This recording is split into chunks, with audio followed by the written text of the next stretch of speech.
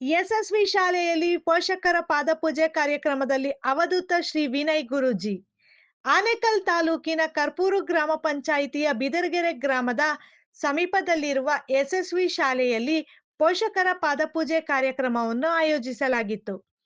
ಇನ್ನು ಮುಖ್ಯ ಅತಿಥಿಯಾಗಿ ಅವಧೂತ ಶ್ರೀ ವಿನಯ ಗುರೂಜಿರವರು ಕಾರ್ಯಕ್ರಮದಲ್ಲಿ ಭಾಗವಹಿಸಿ ಮಕ್ಕಳಿಗೆ ಮತ್ತು ಪೋಷಕರಿಗೆ ನಮ್ಮ ದೇಶದ ಸಂಸ್ಕೃತಿ, ಸಂಪ್ರದಾಯ ಮತ್ತು ಸಂಸ್ಕಾರವನ್ನು ಶಾಲೆಯ ದಿನಗಳಿಂದಲೇ ಮಕ್ಕಳಿಗೆ ಬಾಲ್ಯದಿಂದಲೇ ಕಲಿಸಿಕೊಡಬೇಕು. ಶಾಲಾ ವತಿಯಿಂದ ಪೋಷಕರ ಪಾದಪೂಜೆ ಕಾರ್ಯಕ್ರಮವನ್ನು ಹಮ್ಮಿಕೊಂಡಿರುವುದು ಶ್ಲಾಘನೀಯ. ಇದನ್ನು ನಿರಂತರವಾಗಿ ಮಕ್ಕಳು ಮನೆಯಲ್ಲಿ ತಂದೆ ತಾಯಿಯ ಪಾದಕ್ಕೆ ನಮಸ್ಕರಿಸಿ ಶಾಲೆಗೆ ಬರಬೇಕು. ಆಗ ಮಾತ್ರ ತಂದೆ ತಾಯಿ, ಗುರುಗಳಿಗೆ ಮತ್ತು ಸಮಾಜಕ್ಕೆ ಗೌರವ ತರುವಂತಹ ಪ್ರಜೆಯಾಗುತ್ತಾರೆ ಎಂದು ಅವಧೂತ ಶ್ರೀ ವಿನಯ್ ಗುರೂಜಿರವರು ಆಶೀರ್ವಚನ ನೀಡಿ ಹಾರೈಸಿದರು. ಇನ್ನು ಕಾರ್ಯಕ್ರಮದಲ್ಲಿ ಅವಧೂತ ಗುರೂಜಿಯವರು ಹಿರಿಯರಿಗೆ ಪಾದಪೂಜೆ ಮಾಡಿ ನಮಸ್ಕರಿಸಿದ್ದು ವಿಶೇಷವಾಗಿತ್ತು. ಕಾರ್ಯಕ್ರಮದಲ್ಲಿ ಕರ್ಪೂರು ಗ್ರಾಮ ಪಂಚಾಯಿತಿ ಅಧ್ಯಕ್ಷ ಕೃಷ್ಣಪ್ಪ, ಸದಸ್ಯ ಹಾಲ್ದೇನಹಳ್ಳಿ ಎಚ್ಎಂ ತಿಮ್ಮರಾಜು, ಶಾಲೆಯ ಆಡಳಿತ ಮಂಡಳಿ, ಶಿಕ್ಷಕರ ವೃಂದ, ಮಕ್ಕಳು, ಪೋಷಕರು ಭಾಗವಹಿಸಿದ್ದರು. ಎಲ್ಲ ಸ್ವಾಮಿಗಳ ಮಂತ್ರಾಕ್ಷತೆ ಕೊಡ್ತಾರೆ, ಗುರೂಜಿ ನೀವು ಯಾಕೆ ಕೊಡಲ್ಲ? ಎರಡು ರೀಸನ್ ಅಂತ. ಒಂದು, ಆ ಅಕ್ಷತೆ ಬೆಲೆ ತಗೊಳ್ಳೋವನಿಗೆ ಗೊತ್ತಿಲ್ಲ, ಅದರಲ್ಲಿ ಅವರ ತಪಸ್ಸಿರುತ್ತೆ, ಪಾಯಿಂಟ್ ನಂಬರ್ 1. ಇನ್ನೊಂದು, ಆ ಅಕ್ಕಿ ಬೆಳಿಲಿಕ್ಕೆ 6 ತಿಂಗಳು ಒಬ್ಬ ರೈತ, ಅವನ ಇಡೀ ಫ್ಯಾಮಿಲಿ, ಆ ಮಕ್ಕಳಿಗೆ ಯೋಗ ಹೇಳಿಕೊಡೋಣ, 100 ವರ್ಷ ಬದುಕಲಿ ಸಿದ್ಧಗಂಗಾ ಶ್ರೀಗಳ ಥರ. ಸಿದ್ಧಗಂಗಾ ಶ್ರೀಗಳಕ್ಕಿಂತ ದೊಡ್ಡ ಡಯಟಿಸ್ಟ್ ಬೇಕಾ ನಿಮಗೆ? ಇವತ್ತು ಬೆಂಗಳೂರಿನ ಎಷ್ಟೋ ಕಾಲೇಜಲ್ಲಿ 5ನೇ ಕ್ಲಾಸ್ ಮಕ್ಕಳು ಡ್ರಗ್ಸ್ ತಗೊಳ್ತಾ ಇದ್ದಾರೆ. ಯಾವತ್ತು ಹಣದಿಂದ ಹೋಗ್ತೀರೋ ಅವತ್ತು ಭಾವನೆಗಳನ್ನು ಕಳ್ಕೊಳ್ತೀರಿ. ಸರಿಯಾದ ಹೆಣ್ಣು, ಜ್ಞಾನ ಇರೋ ಹೆಣ್ಣು ಒಂದು ಶಾಲೆ ಅಥವಾ ರಾಜಕಾರಣ ಅಥವಾ ಡಾಕ್ಟ್ರು ಮನೆ ನಡೆಸ್ತಾಳೋ ಆ ಮನೆ ದೇವಸ್ಥಾನ ಆಗುತ್ತೆ. ಯಾಕೆ? ಆ ಹೆಣ್ಣಿಗೆ ಆ ಶಕ್ತಿ ಇದೆ. ಇವತ್ತು ಬೆಂಗಳೂರಿನ ಎಷ್ಟೋ ಕಾಲೇಜಲ್ಲಿ 5ನೇ ಕ್ಲಾಸ್ ಮಕ್ಕಳು ಡ್ರಗ್ಸ್ ತಗೊಳ್ತಾ ಇದ್ದಾರೆ. ಮಕ್ಕಳ ಶಾಲೆಗೆ ಸೇರಿಸ್ತಾನೆ ಅಪ್ಪ ಅಮ್ಮನ ಹತ್ರ ಒಂದು 200 ರೂಪಾಯಿದು ಒಂದು ಅಕೌಂಟ್ಸ್ ಮಾಡಿಸಿ, ಹೆಣ್ಣು ಮಕ್ಕಳಾದರೆ 2 ಅಕೌಂಟು, ಗಂಡು ಮಕ್ಕಳಾದರೆ 1 ಅಕೌಂಟು. ಒಂದು ಅವರ 20 ವರ್ಷದ ನೆಕ್ಸ್ಟ್ ಎಜುಕೇಷನ್ನಿಗೆ, ಹೆಣ್ಣು ಮಕ್ಕಳಾದರೆ 1 ಅಕೌಂಟ್ ಅವರ ಮದುವೆಗೆ, ಇನ್ನೊಂದು ಅಕೌಂಟು ಅವರ ಎಜುಕೇಷನ್ನಿಗೆ. ಅವತ್ತು ಮಕ್ಕಳು ಯಾರನ್ನೋ ಬೇಡದೊಳಿಯುತ್ತೆ, ಬ್ಯಾಂಕಲ್ಲಿ ಹೋಗಿ ಲೈನಲ್ಲಿ ನಿಲ್ಲದೊಳಿಯುತ್ತೆ, ದೇವಸ್ಥಾನದ ಹುಂಡಿಗೆ ದುಡ್ಡು ಇಡೋದಲ್ಲ, ಇಡ್ತಿರಲ್ಲ ತಿರುಪತಿಗೆ, ಅಲ್ಲಿಗೆ ಇಲ್ಲಿಗೆ. ಯಾವ ದೇವರು ಬಂದು ನಿಮ್ಮ ಹತ್ರ ದುಡ್ಡು ಕೇಳಲಿಲ್ಲ. ಇವರ ಕೈಂಡ್ ಇನ್ಫಾರ್ಮೇಷನ್ ನಿಮ್ಮ 100 ರೂಪಾಯಿ ಇಂಡಿಯಾದ ಬಾರ್ಡ್ರ್ ದಾಟಿದ ಮೇಲೆ ವರ್ಕ್ ಆಗೋಲ್ಲ. ಅದು ಹೇಗೆ ವೈಕುಂಠದಲ್ಲಿ ವರ್ಕ್ ಆಗುತ್ತೆ ನನಗೆ ಗೊತ್ತಾಗಿಲ್ಲ ಇವತ್ತಿನ ತನಕ. ಆ ದುಡ್ಡನ್ನು ನಮ್ಮ ಹೆಂಗಸರು ಕತೆ ಕೇಳ್ತಿರಲ್ಲ, ಮಕ್ಕಳದ್ದು ಪೇಪರ್ ಇಟ್ಕೊಂಡು, ಅವನು ಹೆಂಗಿರ್ತಾನೆ ಮುಂದೆ ಹೆಂಗಿರ್ತಾನೆ, ಅದಕ್ಕೆ ಖರ್ಚು ಮಾಡೋ ಖರ್ಚನ್ನು ಸ್ವಲ್ಪ ಉಳಿಸಿ ವರ್ಷಕ್ಕೆ ಅವನ ಹೆಸರಲ್ಲಿ FD ಮಾಡಿದರೆ ಅವನು ಮುಂದೆ ಚೆನ್ನಾಗಿರ್ತಾನೆ. ಈ ಲಾಜಿಕನ್ನು ಫಾಲೋ ಮಾಡೋಣ ಅಂಥೇಳಿ ನನ್ನ ಮಾತು. ಈಗಿನ ಅಮ್ಮಂದ್ರಿಗೆ ಮೊನ್ನೆ ಅದೊಂದು ಹುಡುಗಿ ಆಶ್ರಮದಲ್ಲಿ ಹೇಳಿದ್ದು, ನಾನು ಮದುವೆ ಆಗೋ ಹುಡುಗನಿಗೆ ಅಪ್ಪ ಅಮ್ಮ ಇರಬಾರ್ದು ಅಂತ.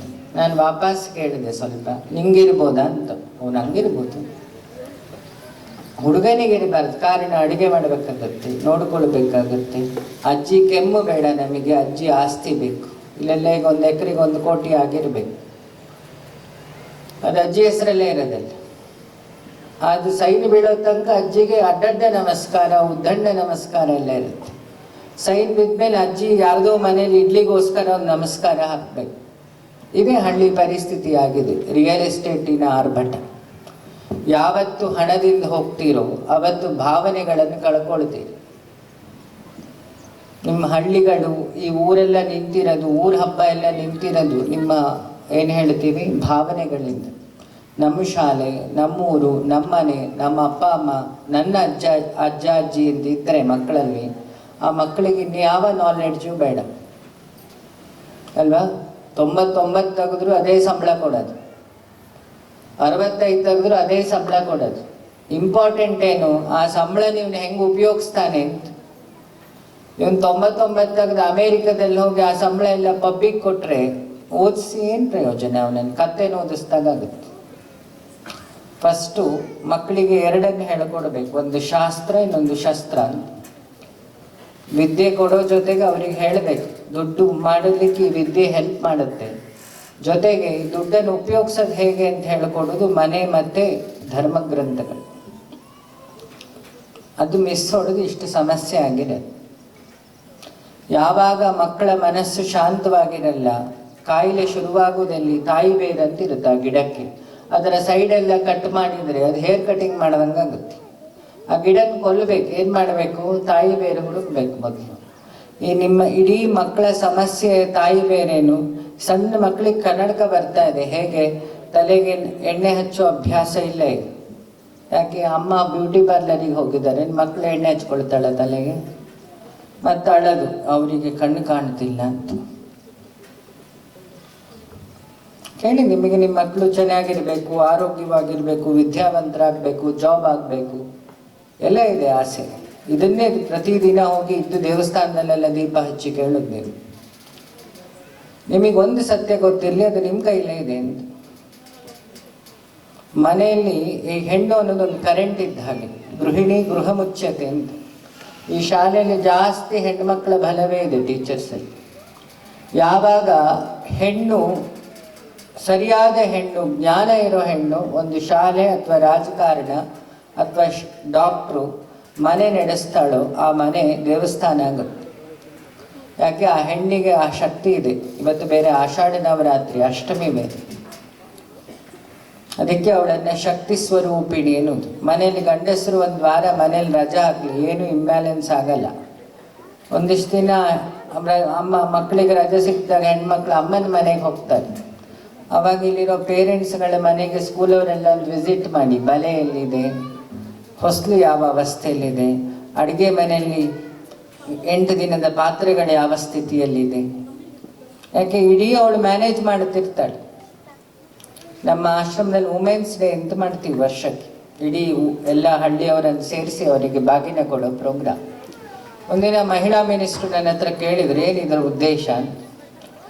ಒಂದು ಹೆಣ್ಣು ಬೆಳಗಿಂದ ಸಂಜೆ ತನಕ ಕತ್ತೆ ಗೈದಾಗಿ ಗೈತಾಳೆ. ಅವಳಿಗೊಂದು ಅಪೇಕ್ಷೆ ಇರುತ್ತೆ, ಏನು? ಮಕ್ಕಳು ನಾನು ಮಾಡಿದ ಅಡುಗೆ ತಿನ್ನಬೇಕು, ಒಂದಿನ ಆದರೂ ಗಂಡ ಚೆನ್ನಾಗಿದೆ ಅಂತ ಹೇಳಬೇಕು, ಮನೇಲಿರೋ ವಯಸ್ಸಾದವರು ಖುಷಿ ಪಡಬೇಕು ಅಂತ. ಬೇರೆ ಯಾವ ಅಪೇಕ್ಷೆ ಆ ಹೆಂಗಸಿಗಿರಲ್ಲ, ನಂಗೆ ಗೊತ್ತಿದ್ದ. ಈ ಮೂರು ಅವಳಿಗೆ ಅದು ಸಿಗಲ್ಲ ಮನೇಲಿ. 90% ವಯಸ್ಸಾದವರಿದ್ರೆ ಕತೆ ಹೇಳ್ತಾ ಇರ್ತಾರೆ, ಇದು ಹಂಗಾಗಬೇಕಿತ್ತು, ಇದು ಹಿಂಗಾಗಬೇಕಾಗಿತ್ತು. ಅದು ಜಾಸ್ತಿ ಮಾವಂದ್ರಿಗಿರೋ ರೋಗ. ಅತ್ತೆ ಇದ್ದರೆ ಪೊಸೆಸಿವ್ನೆಸ್ಸಿಂದ ಕಾಲೆಳಿತಾ ಇರ್ತಾಳೆ, ಇದಕ್ಕೆ ಹಿಂಗೆ ಮಾಡಿದರೆ ಆಗ್ತಿತ್ತು ಅಂತ. ಸಂಜೆ ಒಳಗೆ ಅವಳಿಗೆ ಇಷ್ಟು ಡಿಪ್ರೆಷನ್ ಸಿಗ್ತದೆ. ಬೆಳಗಿಂದ 6 ಗಂಟೆ 5ವರೆಗೆ ಎದ್ದು ಒದ್ದಾಡೋ ಹೆಂಗಸು, ಹಳ್ಳಿ ಹೆಂಗಸರಿಗೆ ಹೇಳ್ತಿರೋದು, ಸಿಟಿಲಲ್ಲ. ಸಿಟಿಲಿ ಬೆಳಗ್ಗೆ ಎದ್ದು ಹಾರ್ಲಿಕ್ಸ್ ಕುಡಿದು ಜಿಮ್ಮಿಗೆ ಹೋಗೋದಷ್ಟೆ. ಸಿಟಿ ಹೆಣ್ಮಕ್ಳ ಪರಿಸ್ಥಿತಿ ಕೇಳೋದೇ ಬೇಡ. ಅರ್ಧ ಕಾಯಿಲೆ ಬರ್ತಿರೋದು ಹಳ್ಳಿಗಳಲ್ಲೆಲ್ಲ, ಸಿಟಿಯಲ್ಲಿ. ಯಾಕೆ? ತಂದೆ ತಾಯಿ ರೋಡಿಗೆ ಬಿಟ್ಟಾಗಿದೆ. ಅವ್ರದ್ದು ಒಂದೇ ವಾದ, ಮಗಂಗೆ 3 ಫ್ಲ್ಯಾಟ್ ಮಾಡಿಟ್ಟಿದ್ದೀನಿ, 5 ಕೋಟಿ FD ಇಟ್ಟಿದ್ದೀನಿ, ಹಾಗೆ ಯಮನ ಹತ್ರನೂ ಒಂದು ಸೀಟು ಬುಕ್ ಮಾಡಿದ್ದೀನಿ ಅಂತ. ಕೊನೆದು ಇದಿಷ್ಟಿಟ್ಟ ಮೇಲೆ ಅವ್ನು ದುಡಿತಾನ. ಮತ್ತೆ ಅಜ್ಜ ಮಾಡಿಟ್ಟಿದ್ದೇ ಇದೆ ಅಂತ ಒಂದು ಬಿರಿಯಾನಿ ಹೊಡ್ಕೊಂಡು ಖುಷಿಲಿರಲ್ಲ. ಒಂದು ವಾರ ಒಳ್ಳೆ ಮಟನ್ ಬಿರಿಯಾನಿ ತಿಂದು ವಾಕ್ ಮಾಡಲಿಲ್ಲ ಅಂದರೆ ಹಾರ್ಟ್ ಅಟ್ಯಾಕ್ ಅವ್ನು ಹುಡ್ಕೋದು ಬೇಡ, ಅದಾಗೆ ಹುಡ್ಕೊಂಬರುತ್ತೆ ಅಲ್ವಾ? ನಿಮ್ಮ ಕಡೆ ಎಲ್ಲ ಕುರಿ ಸಾಕೋದು ಜಾಸ್ತಿ ಅಲ್ಲ. ಕೊಲೆಸ್ಟ್ರಾಲ್ ಇರೋ ಅಡುಗೆ ಅಂದರೆ ಮಟನ್. ಎಲ್ಲ ಗೊತ್ತಿರಬೇಕು. ಪುಸ್ತಕದ ಬದನೆಕಾಯಿ ಅಲ್ಲ, ನಾವೇನು ತಿಂತೀವಿ ಅದು ನಮ್ಮ ಮನಸ್ಸಾಗುತ್ತೆ, ನಮ್ಮ ಆರೋಗ್ಯ ಆಗುತ್ತೆ. ನಾವು ಯಾರ ಜೊತೆಗೆ ಸೇರ್ತೀವಿ ಅದು ನಮ್ಮ ಸಹವಾಸ ದೋಷ ಅಂತಾರಲ್ಲ, ಸಹವಾಸ ಆಗ್ತದೆ.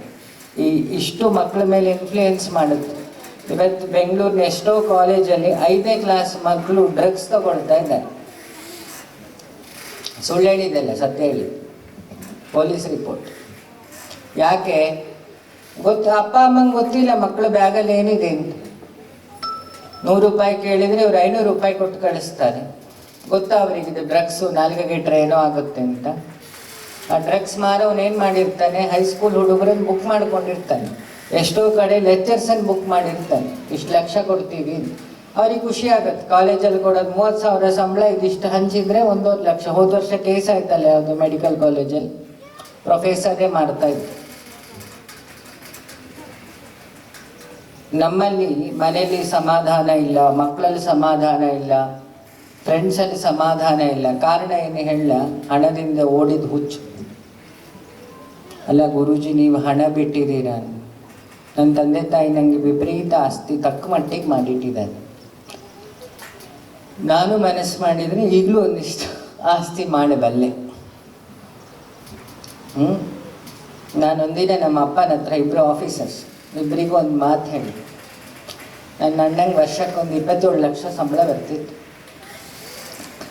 ನಾನು ಅವನಿಗೊಂದಿನ ನೇರ ಕೇಳಿದೆ, ನೆಮ್ಮದಿ ಇದೆಯಾ ನಿಮಗೆ ಅಂತ. ನಿಮ್ಮೆಲ್ಲರೆಲ್ಲ ಆ ಕೊರತೆ ಎದ್ದು ಕಾಣುತ್ತೆ. ನೀವೇನೇ ಮೇಕಪ್ ಹಾಕಿ 2 ಅಡಿ ಫೌಂಡೇಶನ್ ಕ್ರೀಮ್ ಹಾಕಿ ಎಲ್ಲ ಒಬ್ಬರೊಬ್ಬರು ಹೆಂಗಸರನ್ನು ಕರೆದು ಕೇಳಿದರೆ ಹೆಂಗಿದೆ ಅಂದರೆ ಒಂದು 10 ನಿಮಿಷ ಆದಮೇಲೆ ಅವಳು ಅಳ್ಲಿಕ್ಕೆ ಶುರು ಮಾಡುತ್ತಾಳೆ. ಹೋ ಅಲ್ವಾ? ಇಲ್ಲಿ ಬರ್ಬೇಕಾದ್ರೆ ಅವರೆಲ್ಲ ಗುಲಾಬಿ ಹೂ ಕೊಟ್ಟರು ಮಕ್ಕಳು. ನಾನು ನೆಹರೂನೂ ಅಲ್ಲ, ಬಾಲಗಂಗಾಧರ ಶಾಸ್ತ್ರಿಯೂ ಅಲ್ಲ ಗುಲಾಬಿ ಹೂ ತಗೊಳ್ಳಿಕ್ಕೆ. ನಾ ಪಾಪ ಆ ಶಾಮಿಯಾನದ ಹುಡುಗಂಗೆ ಕೊಟ್ಟೆ, ಇನ್ನೊಂದು ಯಾವುದೋ ಟೀಚರ್ಗಳಿಗೆ ಕೊಟ್ಟೆ. ಯಾಕೆ ಇಡೀ ಪ್ರೋಗ್ರಾಮ್ ನಿಂತಿರೋದು ಆ ಹುಡುಗರಿಂದ. ಎಲ್ಲ ಪ್ರೋಗ್ರಾಮಲ್ಲಿ ಮೊನ್ನೆ ಒಬ್ಬರು ಮಿನಿಸ್ಟ್ರು ಕೇಳಿದ್ರು, ನಿಮಗೆ ಹಾಕಿದ್ದು ಶಾಲೆಲ್ಲ ಮೈಕ್ ಸೆಟ್ಟಿಂಗ್ ಮಾಡೋ ಮಕ್ಕಳಿಗೆ ಹುಡುಗರಿಗೆ ಹಾಕಿ ಕೊಟ್ಟು ಬಂದ್ರಿ. ಇಡೀ ಪ್ರೋಗ್ರಾಮಿನ ತಾಯಿ ಬೇರೆ ಇಲ್ಲೆಲ್ಲೂ ಇಲ್ಲ, ಅಲ್ಲಿರೋದು ಅಲ್ಲೊಂದು ಕಿತ್ತರೆ ಎಲ್ಲೋ ಹೋಯ್ತೈತಿ. ಇಲ್ಲಿ LCD ಇಲ್ಲೇ ಇಲ್ಲೂ ಇಲ್ಲ.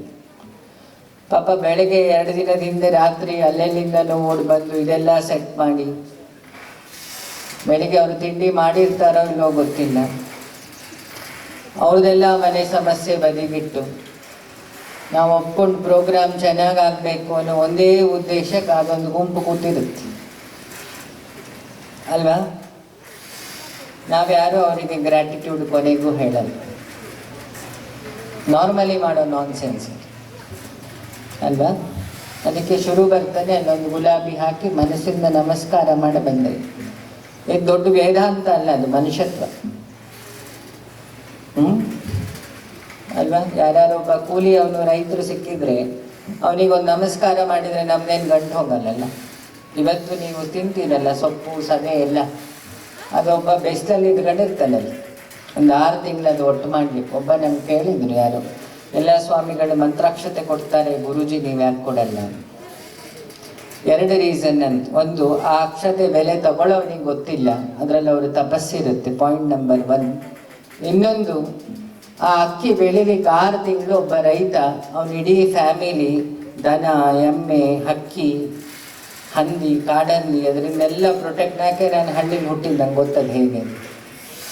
ಆ ಗದ್ದೆ ಈಗ ಶುರು ಮಾಡ್ತಾರೆ, ನೆಟ್ಟಿ ಗದ್ದೆ ಕೆಲಸಕ್ಕೆ, ಮಳೆಗಾಲ ಶುರುವಾಯ್ತಲ್ಲ, 6 ತಿಂಗಳು ಬೆವರಿಳಿಸ್ತಾರೆ.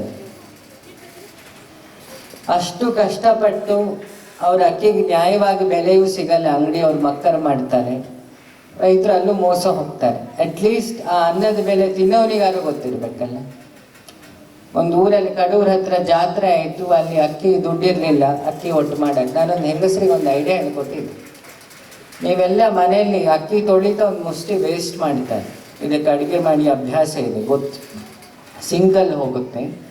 ಬೆಳಗ್ಗೆ ಒಂದು 3 ಮುಷ್ಟಿ ಇಷ್ಟು ಅಕ್ಕಿ ಇದ್ದರೆ ಅನ್ನ ಅದನ್ನು ಹೊರಗೆ ಚರಂಡಿಗೆ ಎಸಿತೀರಿ, 2 ಕೆಲಸ ಮಾಡ್ತೀರಿ. ಇಲ್ಲಿ ಸಿಟಿಯಲ್ಲಿ ಅಕ್ಕಿ ಎಸಿಯಲ್ಲಿ ಅಕ್ಕಿ ಒಂದೇ ಅನ್ನ 1 ವಾರ ಚಿತ್ರಾನ್ನ ಆಗುತ್ತೆ. ಬೆಂಗಳೂರಲ್ಲಿ ಒಂದಿನ ಪುಳಿಯೋಗರೆ ಆಗುತ್ತೆ, ಒಂದಿನ ಚಿತ್ರಾನ್ನ ಆಗುತ್ತೆ, ಬಣ್ಣ ಬದಲಾಯಿಸ್ತಿರುತ್ತೆ, ಅನ್ನ ಸೇಮ್ ಅಲ್ವಾ? ಹಾಗಾಗಿ ಸಿಟಿಲಿರೋವರಿಗೆ ಬದುಕೋ ಯೋಗ ಇಲ್ಲ, ನೋಡೋದು ಮಾತ್ರ. ಅವರೆಲ್ಲ ಮಾಲಿಗೆ ಹೋಗೋದು, ಹಳಸಿದ್ದು ಚೆನ್ನ ಬಟೂರ ಸ್ಮೆಲ್ ಹೊಡಿತಾ ಇರುತ್ತೆ, ಅದಕ್ಕೆ 200 ರೂಪಾಯಿ ಕೊಟ್ಟು ತಿಂತಾನೆ, ಖುಷಿ ಅವರಿಗೆ. ಅದಕ್ಕೆ ಅಡ್ಜಸ್ಟ್ ಆಗಿದ್ದಾರೆ ಸಿಟಿಯಲ್ಲಿ. ಹಳ್ಳಿ ನಮ್ಮ ಹೀರೋ ಇದನ್ನೇ ತಿಂತಾ ಇರೋದು ಅಂತ ಅಲ್ವಾ? ಹೀರೋ ಬನ್ನೂರು ಮಟನ್ ತಿನ್ನೋದು ಗೊತ್ತಿಲ್ಲ ಅದು. ಯಾವಾಗ ಇನ್ನೊಬ್ರನ್ನು ತೋರಿಸ್ಲಿಕ್ಕೆ ಬದುಕ್ತಿರಲ್ಲ ಅವತ್ತು ನೀವು ಕಳೆದೋಗ್ತೀರಿ. ಆಲ್ರೆಡಿ ಹಳ್ಳಿಗಳೆಲ್ಲ ಈ ಅವಾಂತರ ಶುರುವಾಗಿ ಆಗಿದೆ. ಪಕ್ಕದ ಮನೇಲಿ ಸೋಫಾ ಸೆಟ್ ತೊಗೊಂಡ, ಸಿಟಿಲಿರೋ ನನ್ನ ತಂಗಿ ಈ ಬೈಕ್ ತಗೊಂಡು ಅವನ ಮಕ್ಕಳು ಇದೇ ಕಾಲೇಜಿಗೆ ಸೇರಿಸಿದ್ದಾರೆ, ನನ್ನ ಮಕ್ಕಳು ಅದೇ ಕಾಲೇಜಿಗೆ ಹೋಗಬೇಕು. ಆಯ್ತಾ ಅಲ್ಲಿ ನಿಮ್ಮ ಕರ್ತವ್ಯ? ಆಯ್ತಾ? ಈಗ ಇಷ್ಟ ಇಲ್ಲ ಅಂದರೆ ಸುಮಾರು ಜನ ಹೆಂಗಸರು ಉಮಾಗೋಲ್ಡ್ ಹೇರ್ಕೊಂಬರ್ತೀರಿ. ಯಾರನ್ನು ತೋರಿಸ್ಲಿಕ್ಕೆ ಅಲ್ವಾ? ನಾನಿಗೆ ಬರ್ತಾ ಯಾವ ವೇಷನೂ ಹಾಕಿಲ್ಲ, ತಲೆನೂ ಹಿಂಗೆ ಅನ್ಕೊಂಬಂದಿದ್ದೆ ಅಷ್ಟೆ. ನಾನು ಯಾರು ನಿಮ್ಮನ್ನು ನೋಡ್ಲಿಕ್ಕೆ ಬಂದಿದ್ದಲ್ಲ, ನಾನು ಬಂದಿದ್ದು ನನ್ನ ಹತ್ರ ಇರೋ ವಿಚಾರ ನಿಮಗೆ ತಿಳಿಸೋಗ್ಲಿ. ಅವರಿಗೂ ಹೇಳಿದ್ದೆ ಶಾಲು ಹಾರ ಅದೆಲ್ಲ ಇಡಬಾರ್ದು, ಇಷ್ಟ ಅಲ್ಲ ನನಗದು, ಕೆಲಸ ಮಾಡಿ ಅಷ್ಟು. 2 ಕೆಲಸ ಕೊಟ್ಟೆ, ಈ ಸ್ಕೂಲ್ ಆಯಿತು, ನೆಕ್ಸ್ಟ್ ನರ್ಸಿಂಗ್ ಕಾಲೇಜ್ ಮಾಡಿ, ಹಳ್ಳಿಲಿ ನರ್ಸ್ಗಳ ಅಗತ್ಯ ಇದೆ. ಅದಾದಮೇಲೆ ಮೆಡಿಕಲ್ ಹಾಸ್ಪಿಟ್ಲ್ ಮಾಡಿ, ಹಳ್ಳಿಗೆ ಆರೋಗ್ಯ ಅಗತ್ಯ ಇದೆ. 2 ಇನ್ನೊಂದು ಪ್ರಾಮಿಸ್ ನಾನು ಮಾಡಿದೆ, 6 ತಿಂಗಳಿಗೊಮ್ಮೆ ನನ್ನ ಇಡೀ ಎಲ್ಲ ಡಿಪಾರ್ಟ್ಮೆಂಟಿನ ಡಿವೋಟಿಗಳಾದ ಡಾಕ್ಟ್ರುಗಳು ಇಲ್ಲಿ ಬರ್ತಾರೆ. ಎಲ್ಲ ಪೇರೆಂಟ್ಸಿಗೂ ಫ್ರೀ ಚೆಕಪ್ಪು, ಫ್ರೀ ಮೆಡಿಸಿನ್ ನಾನು ವ್ಯವಸ್ಥೆ ಮಾಡ್ತಾ ಇದ್ದೀನಿ, ಮಕ್ಕಳಿಗೂ ಸೇರಿಸಿ. ಹಾರ್ಟ್ ಅಟ್ಯಾಕ್ ಬಂದಮೇಲೆ ಡ್ಯಾನ್ಸ್ ಹೊಡೆಯೋದಲ್ಲ, ಹಾರ್ಟ್ ಅಟ್ಯಾಕ್ ಬಂದಿದ್ದಂಗೆ ಮಾಡಲಿಕ್ಕೆ ಒಂದಿಷ್ಟು ಆಪ್ಷನ್ ಇದೆ ನನ್ನ ಹತ್ರ. ಇಲ್ಲೇನು ಫುಡ್ ಕ್ಯಾಂಟೀನ್ಸ್ ಇದೆ, ದಯಮಾಡಿ ಮನೇಲಿ ಶುದ್ಧ ಕೊಬ್ಬರಿ ಎಣ್ಣೆ ಕೊಡಿ ಮಕ್ಕಳಿಗೆ, ಕ್ಯಾನ್ಸರಿಗೆ ಮೆಡಿಸಿನ್.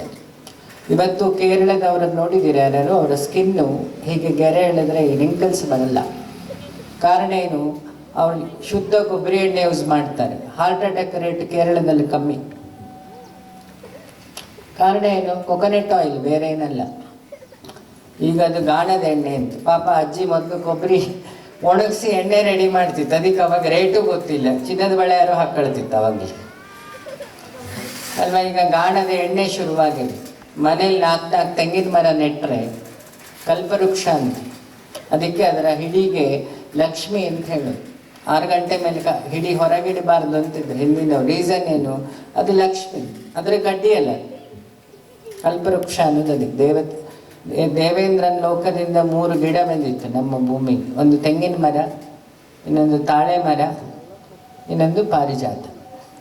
ಈ 3 ಎಲ್ಲಿರುತ್ತೋ ಅಲ್ಲಿ ಮಹಾಲಕ್ಷ್ಮಿ ಇರ್ತಾಳೆ. ನಂಬೋರು ನಂಬೋದು, ನಂಬಿ ಅಂತೆಲ್ಲ ನಮಸ್ಕಾರ ಇಲ್ಲ, ಫ್ಯಾಕ್ಟ್ ಇದೆ ಅಷ್ಟೆ. ಹಾಗಾಗಿ ಅಯೋಧ್ಯೆಗೆ ಉದ್ಲಿ ಪೂಜೆ ಮಾಡ್ತಾ ಪ್ರಧಾನಿಯವರು ಪಾರಿಜಾತ ಗಿಡವನ್ನೆಟ್ಟು ಪೂಜೆ ಶುರು ಮಾಡಿದರು ಅಲ್ವಾ. ಯಾವ ಗಿಡ ಚಂದ್ರನ ಬೆಳಕಲ್ಲಿ ಹೂ ಬಿಡುತ್ತೆ ಅದು ವನಸ್ಪತಿ, ಔಷಧಿ ಗಿಡಗಳು ಅಂತ. ನಿಮ್ಮ ಪಾರಿಜಾತ ಗಿಡ ರಾತ್ರಿ ಹೂ ಬಿಡಲ್ಲ. ಚಂದ್ರ ಅಂದರೆ ಧನ್ವಂತ್ರಿ, ಸೂರ್ಯನ ಬಿಸಿಲನ್ನು ತಂಪು ಮಾಡಿ ಹರಿಸುವವನು. ಸೂರ್ಯ ಅಂದರೆ ತಂದೆ, ತಂದೆ ಹೇಳೋ ಕಠೋರವನ್ನು ತಂಪು ಮಾಡಿ ಹೇಳೋದು ಯಾರು? ತಾಯಿ. ಅವರಿಬ್ಬರಿಲ್ಲ ಅಂದರೆ ಸೃಷ್ಟಿಗೆ ಆಧಾರ ಇಲ್ಲ. ಹಾಗೆ ಒಂದು ಮಗುಗೆ ಸೂರ್ಯ ಯಾರು? ತಂದೆ. ಧರ್ಮ ಹೇಳಿಕೊಡೋದು ತಂದೆ, ಬದುಕು ದಯೆ ಹೇಳಿಕೊಡೋದು ತಾಯಿ, ಅದು ಚಂದ್ರ. ಇಬ್ಬರು ಬೆಳಗ್ತಾರೆ.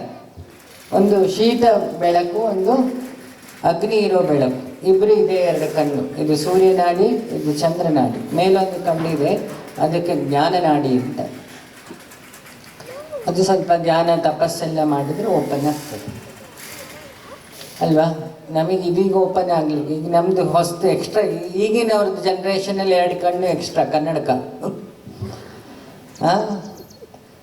ದುಃಖ. ನಾನು ಕೇಳಿದೆ ಆ ಮಕ್ಕಳಿಗೆ, ಸ್ಕೂಲವರಿಗೂ ಹಾಗೆ ನನ್ನೊಂದು ರಿಕ್ವೆಸ್ಟ್, ದಿನ ಇಷ್ಟಿಷ್ಟು ಅಸೈನ್ಮೆಂಟ್ಸ್ ಎಲ್ಲ ಕೊಡಬೇಡಿ. ಫಸ್ಟ್ ಇಯರಲ್ಲಿ ಏನಿರುತ್ತೆ ಅಂತ, 1ನೇ ಕ್ಲಾಸಿಗೆ PUCದೆಲ್ಲ ತಂದು ಪಾಠ ಮಾಡ್ತಿರ್ತೀರಿ.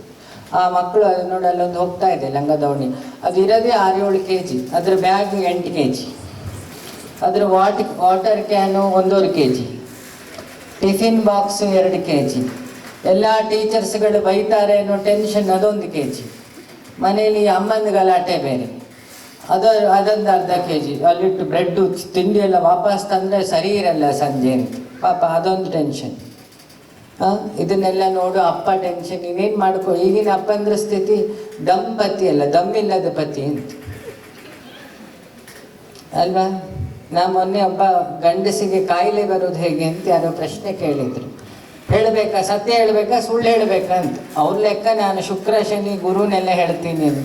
ನಾವು ನೇರ ಮ್ಯಾಟ್ರಿಗೆ ಬಂದೆ. ಶುರು ಅವನ ಹೆಂಡತಿ, ಆಮೇಲೆ ಮಕ್ಕಳು, ಅದಿಲ್ಲ ಇದಿಲ್ಲ, ಅದಿಲ್ಲ ಇದಿಲ್ಲ ಅಂತ. ಕೊನೆಗೆ ಅವನೇ ಇಲ್ಲ. ಈಗ ನಮ್ಮ ಸರ್ಕಾರದವರು ಹಾರ್ಟ್ ಅಟ್ಯಾಕ್ ಬರೋದು ಹೇಗೆ ಅಂತಿದ್ದಾರಲ್ಲ ಮದುವೆ ಆದವರಿಗೆ. ಫಸ್ಟ್ ಕಾರಣ ಹಾರ್ಟಲ್ಲಿ ಇರ್ತಾರಲ್ಲ ಹೆಂಡತಿಯರು, ಹೇಳ್ತಿರಲ್ಲ ಮದುವೆ ದಿನ, ನೀನು ನನ್ನ ದಿಲ್ಲಲ್ಲಿ ಇದ್ದಿ ಅಂತ. ಒಂದಿನ ದಿಲ್ ದಡಕ್ ಆಗ್ಬೇಕಲ್ಲ.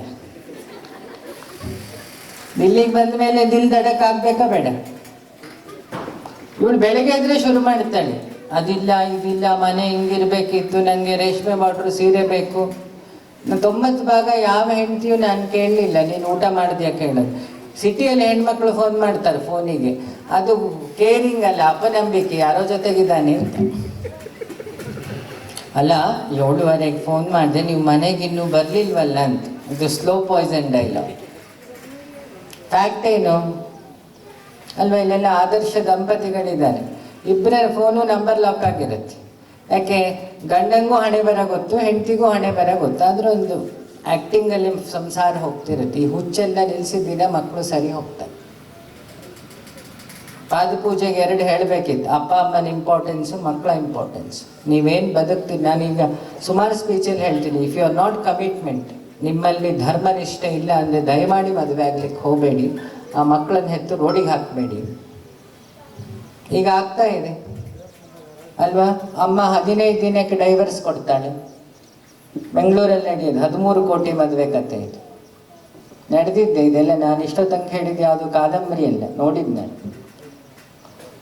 13-14 ದಿನಕ್ಕೆ ಅವಳು ಡೈವರ್ಸ್ ಕೊಟ್ಟಾಯ್ತು. ಅವಳು ಅಮ್ಮನೇ ಹೇಳ್ತಾಳೆ, ಅದು ಎಸ್ಬಿಟ್ಟು ಬಾ ಮುಖಕ್ಕೆ, ಅದಕ್ಕಿಷ್ಟು ಇನ್ವಿಟೇಷನ್ ಖರ್ಚು ಮಾಡಬೇಕಿತ್ತ? ಈ ವಯಸ್ಸಾದವ್ರನ್ನ ಬೇರೆ ಈಗ ಸಿಟಿಗಳಲ್ಲಿ ಕರೆದು ಡ್ಯಾನ್ಸ್ ಮಾಡಿಸ್ತೀರಿ ಇವೆಂಟ್ಸ್ ಅವರು. ಪಾಪ ಅಜ್ಜಿಗೆ ಸಲ್ಮಾನ್ ಖಾನ್ ಅಂದರೆ ಯಾರೂ ಗೊತ್ತಿಲ್ಲ, ಕತ್ರಿನಾ ಯಾರು ಅಂತಲೂ ಗೊತ್ತಿಲ್ಲ, ಹಾಡಿಗೆಲ್ಲ ಸ್ಟೆಪ್ ಹಾಕ್ಬೇಕು ಮೊಮ್ಮಕ್ಕಳಿಗೋಸ್ಕರ. ಚೂರು ಹೀಗಾಗಿ ಬಿದ್ದರೆ ಹೋಯ್ತು, ಒಂದು ವರ್ಷ ಅಜ್ಜಿ ಚೇರಲ್ಲೇ. ಯಾಕೆ ಈ ಸಂಪ್ರದಾಯ ಬಂದಿದೆ? ಯಾರಿಗೂ ತೋರಿಸ್ಲಿಕ್ಕೆ ಹೊರಟಿದ್ದೀರಿ ನಿಮ್ಮ ದೌಲತ್ತು. ವಯಸ್ಸಾದ ಕಾಲದಲ್ಲಿ ನಾವು ಅವರಿಗೆ ನೆಮ್ಮದಿ ಕೊಡಬೇಕು, ಅವ್ರು ನೆಮ್ಮದಿ ಕಿತ್ಕೊಂಬಾರ್ದು ಅಲ್ವಾ? 4 ದಾಳಿಂಬೆ ಗಿಡಕ್ಕೋಸ್ಕರ ನಾವು ಆಸ್ತಿ ಕೋರ್ಟಿಗೆ ಹೋದರೆ ಆ ವಯಸ್ಸಾದವರಿಗೆ ಬೇರೆ ಏನಿಲ್ಲ, ದುಃಖ ಹೋದರೆ ಸಾಕು ಅಂತಾಗಿರುತ್ತೆ. ಮೊದಲೆಲ್ಲ ಅವರಿಗೆ ಬದುಕಿದ್ರೆ ಸಾಕು ಅಂತಿತ್ತು. ಈಗ ಎಷ್ಟೋ ವಯಸ್ಸಾದವರು ನಾನು ಹತ್ರ ಹೋಗಿ ಕೇಳಿದ್ದೀನಿ, ಇದೆಲ್ಲ ನನ್ನ ಕಣ್ಣಲ್ಲಿ ನೋಡಬೇಕಾ, ಹೋದರೆ ಸಾಕು. ಬರೀ ಶಾಲೆಗೆ ಕಳಿಸಿದ್ರೆ ಎಷ್ಟೊತ್ತಿರ್ತಾರೆ ಮಕ್ಕಳು ಶಾಲೆಯಲ್ಲಿ? 9ರಿಂದ ಸಂಜೆ 4 ಗಂಟೆ. ಅದರ ಮಧ್ಯೆ ಗ್ಯಾಪ್ ಇದೆ, PT ಪೀರಿಯಡ್ ಇದೆ. ಟೀಚರ್ ಹತ್ರ ಇರೋದು ಒಂದು ಸ್ವಲ್ಪ ಹೊತ್ತು. ಟೀಚರ್ ಪಾಪದವರಾದರೆ ಸಮಸ್ಯೆ ಇಲ್ಲ. ಟೀಚರ್ ಗಂಡನ ಹತ್ರ ಗಲಾಟೆ ಮಾಡಿ ಬಂದರೆ 2 ಪೆಟ್ಟು ಜಾಸ್ತಿ ಬೀಳುತ್ತೆ ಮಕ್ಕಳಿಗೆ. ನಾವು ಹೋಗೋ ಶಾಲೆಯಲ್ಲೆಲ್ಲ ಶುರು ಮಾಡಿಸಿದ್ದೀವಿ ಈಗ ಗಾಯತ್ರಿ ಜಪ ಮತ್ತು ಯೋಗ. ಸುಳ್ಳಲ್ಲಪ್ಪ, ಇದ್ದಿದ್ದೇ ಹೇಳಿಲ್ಲ. ಅವಳು ಮನೆ ಟೆನ್ಷನ್ ತಗೊಂಡು ಅವಳು ಕ್ಲಾಸ್ ಒಳಗೆ ಬಂದರೆ ಅತ್ತೆ ಕಾಣಲ್ಲ, ಅತ್ತೆ ಬದಲು ಆ ಮಕ್ಕಳು ಕಾಣ್ತವೆ. ಹೇಗೆ ಭಕ್ತಿ ಉಗ್ಗಿದಾಗ ಎಲ್ಲ ಕಡೆ ಭಗವಂತ ಕಾಣ್ತಾನೋ, ಸಿಟ್ಟು ತಲೆಗೆ ಹತ್ತಾಗ ಎಲ್ಲ ಕಡೆ ಅವರೇ ಕಾಣ್ತಾರೆ. ಆ ಸಿಟ್ಟು ಈ ಮಕ್ಕಳ ಮೇಲೆ ಹೋಗ್ತದೆ. ಆ ಮಕ್ಕಳು ಮನೇಲಿ ಗಲಾಟೆ ಮಾಡ್ಕೊಂಬಂದಿರ್ತವೆ ಒಂದು 5th ಎಲ್ಲ ಆದಮೇಲೆ, ಅಮ್ಮ 100 ರೂಪಾಯಿ ಕೊಡಿಲ್ಲ. ಆ ಟೆನ್ಷನ್ ಒಳಗೂ ನುಗ್ಗಬಾರ್ದು ಕ್ಲಾಸ್ ರೂಮ್ ಒಳಗೆ. ಅದಕ್ಕೆ ಕಂಪಲ್ಸರಿ ಮಾಡಬೇಕು ಸ್ಕೂಲ್ಗಳಲ್ಲಿ. 1 ಗಾಯತ್ರಿ ಜಪ, ಬೆಳಗ್ಗೆ 2 ಸೂರ್ಯ ನಮಸ್ಕಾರ. ಹಾರ್ಟ್ ಅಟ್ಯಾಕ್ ಕಮ್ಮಿ ಆಗ್ತದೆ. ಯಾವುದು ಒಳ್ಳೇದು ಅನಿಸುತ್ತೋ ಅದು ಕೈಕಾಲು ಕಟ್ಟಾಕಿ ಆದರೂ ಕಲಿಸಿ. ಸಂಜೆ ಇಲ್ಲಿಂದ ಹೋಗ್ಬೇಕಾದ್ರೆ ಅವ್ರಿಗೆ ಯೋಗ ಮಾಡಿಸಿ ಕಳಿಸಿ. ಏನು 4 ಗಂಟೆಗೆ ಆಕಾಶ ಬಿದ್ದೋಗಲ್ಲ, ಇವರೆಲ್ಲ ಹೋಗೇನು ಫ್ಲಾಗ್ಯಾಸ್ಟ್ ಮಾಡಲ್ಲ ಮನೇಲಿ. ನಮಗೆ ಮಕ್ಕಳು ವಿದ್ಯೆಗಿಂತ ಮಕ್ಕಳು ಜೀವ ಮುಖ್ಯ ಅನ್ನೋ ತಲೆಗೆ ಹೋಗಲಿ ಸ್ವಲ್ಪ ಎಲ್ಲರಿಗೂ. ಟೀಚರ್ಸಿಗೂ ಹೋಗಬೇಕು, ತಂದೆ ತಾಯಿಗೂ ಹೋಗಬೇಕು. ಇದು ಯಾವತ್ತಾಗುತ್ತೋ ಇವತ್ತು ನಿಮ್ಮ ಫಂಕ್ಷನ್ ಎಲ್ಲ ಆಗಿದ್ದು ಒಳ್ಳೇದು ಅಂತ. ಇಲ್ಲೇ ಅದು ಸುಮ್ಮನೆ ಹಿಂಗೊಂದು ಕ್ಲಾಪ್ಸ್ ಹೊಡೆದು ಅವ್ರ ಮನೆಗೆ ಹೋದ್ರು, ನಾನು ಮನೆಗೆ ಹೋದೆ. ಇವ್ರದ್ದೊಂದು ಪುಸ್ತಕದಲ್ಲಿ ಇವ್ರು 4 ಫೋಟೋ ಹಾಕ್ಬೋದು. ಈ ಹುಚ್ಚ ಬಂದಿದ್ದ ಇಲ್ಲಿ ಭಾಷಣ ಮಾಡ್ದ ಹೋದ. ಇವರೊಂದಿಷ್ಟು ಜನ ಪಾಪ ಎಷ್ಟೊತ್ತಿಗೆ 1:15 ಬಿಡ್ತಾರೆ. 4-5 ಮದುವೆ ಮನೆ ಇವತ್ತು ಆಷಾಢ, ಹಂಗಾಗಿ ಸಮಸ್ಯೆ ಇಲ್ಲ. ಊಟದ ಮನೆ ಅಂತೂ ಇರುತ್ತೆ. ಎಷ್ಟೊತ್ತಿಗೆ ಬಿಡ್ತಾರೆ ಅದು ಬೇರೆ. ಇವ್ರು ಕಂಪಲ್ಸರಿ ಹಾಕಿರ್ತಾರೆ ಎಲ್ಲ ಪೇರೆಂಟ್ಸ್ ಬರಬೇಕು ಅಂತ. ನೋಡಿ, ನಾವು ಮಾಡೋ ಕೆಲಸ ನಮಗೆ ಖುಷಿ ಕೊಡಬೇಕು. ಅದು ತಂದೆ ತಾಯಿಗೂ ಖುಷಿ ಕೊಡಬೇಕು, ಮಕ್ಕಳು ಸಾಕಿದ್ದು ಮಕ್ಕಳಿಗೂ ಖುಷಿ ಕೊಡಬೇಕು, ಟೀಚರ್ಸಿಗೂ ಖುಷಿ ಕೊಡಬೇಕು. ಇಷ್ಟು ಸರಿಗಮಪ ಸೇರಿದರೆ ಸಂಗೀತ ಆಗುತ್ತೆ. ಇಲ್ಲ ಜೀವನ ವ್ಯರ್ಥ ಅದು. ಎಲ್ಲ ಶಾಲೆಗಳಲ್ಲಿ ಫಸ್ಟು ಅವರಿಗೆ ಬದುಕುವುದು ಹೇಗೆ ಹೇಳಿಕೊಡ್ಬೇಕು. ಹೌ ಟು ಮೇಕ್ ಮನಿ ಹೇಳ್ಕೊಟ್ಟಿದ್ದೀವಿ, ಹೌ ಟು ಯೂಸ್ ಮನಿ ಹೇಳ್ಕೊಟ್ಟಿಲ್ಲ ಅಲ್ವಾ? ಲೈಫ್ ಇನ್ಶೂರೆನ್ಸ್ ಎಲ್ಲ ಕಡೆ ಇದೆ. ಈಗ ಮನೇಲಿ ESI ಉಂಟು, LIC ಉಂಟು.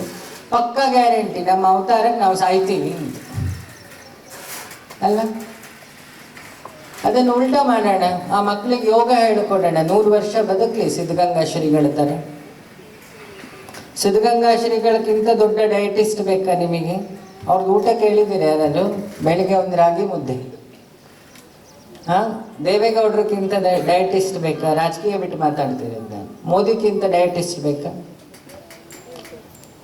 ನೋಡಿ, ಪ್ರತ್ಯಾಹಾರ ಪ್ರಾಣಾಯಾಮ ಅಂತ 2 ಶಬ್ದ ಇದೆ. ಪ್ರತ್ಯಾಹಾರ ಅಂದರೆ ನಿನ್ನ ದೇಹಕ್ಕೆ ಏನು ಒಗ್ಗುತ್ತೆ ಅದನ್ನು ತಿನ್ನು, ಅದು ಲಿಮಿಟ್ ಆಗಿ ತಿನ್ನು, ಪ್ರತ್ಯೇಕವಾದ ಆಹಾರ ಅಂತ.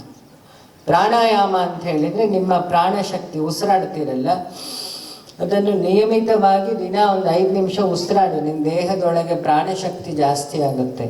ಟೀಚರ್ಸ್ಗಳಿಗೆ. ಯಾಕೆ ಸ್ಕೂಲ್ ಅಕಾಡೆಮಿಯವರಿಗೆ ನನ್ನ ಸಣ್ಣ ರಿಕ್ವೆಸ್ಟ್, ಯಾಕೆ ನಿಮಗೋಸ್ಕರ ಅವ್ರು ದುಡಿದಿದ್ದಾರೆ ಇಲ್ಲಿ, ಪ್ಯೂನಿಂದ ಹಿಡಿದು ಎಲ್ಲ ಟೀಚರ್ಸ್. ನೀವು ಸಂಬಳ ಕೊಡಿ ಬಿಡಿ ಅದು ಬೇರೆ, ಸೆಕೆಂಡರಿ. ಅವರು ಪ್ರಾಣವನ್ನು ಉಳಿಸಬೇಕಾಗಿದ್ದು ನಮ್ಮೆಲ್ಲರ ಕರ್ತವ್ಯ.